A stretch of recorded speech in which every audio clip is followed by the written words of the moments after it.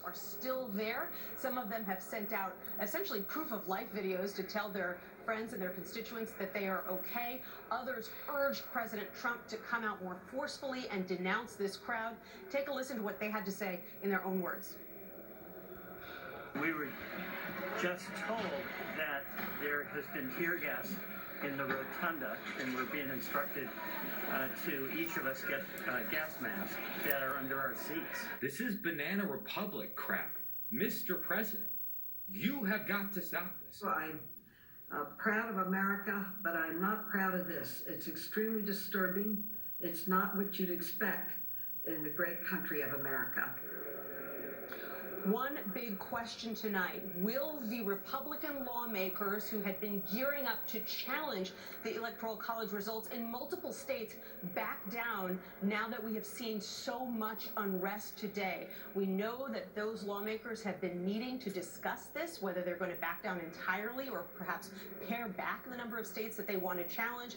And we won't know exactly what's going to happen next, Nora, when they're going to resume, until those lawmakers have made their decision and conveyed it to the House Speaker and to the Senate's Republican leader, Mitch McConnell.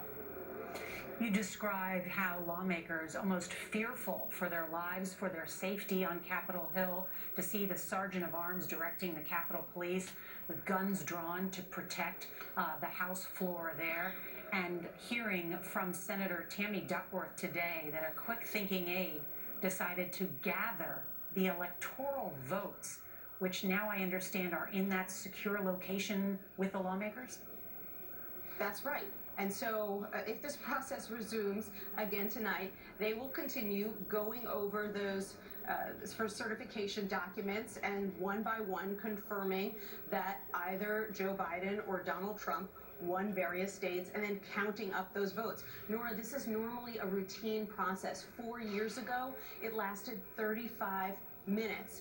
And the person who was presiding at that time, 4 years ago, was none other than Vice President Joe Biden. When Democrats tried to challenge the results like Republicans did today, he shut it down. He said the debate is over, the race is over, the time for debate has passed. Obviously, these Republican lawmakers are getting a very different message from President Trump, who says that the race isn't over at all and that, in fact, he won in a landslide despite all the evidence to the contrary.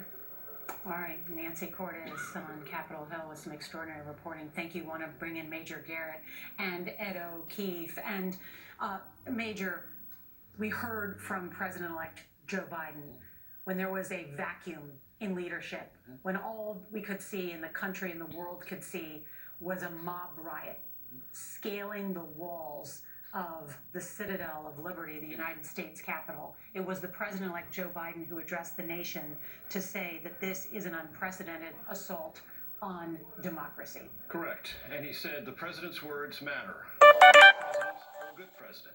Always the words matter. They can inspire or they can incite. And let us be absolutely clear.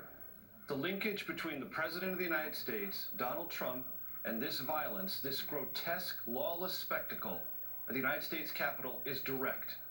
There is no ambiguity about that. The president, mere moments before this happened, said in a speech to these very people that the election was stolen and that they had to do something about it.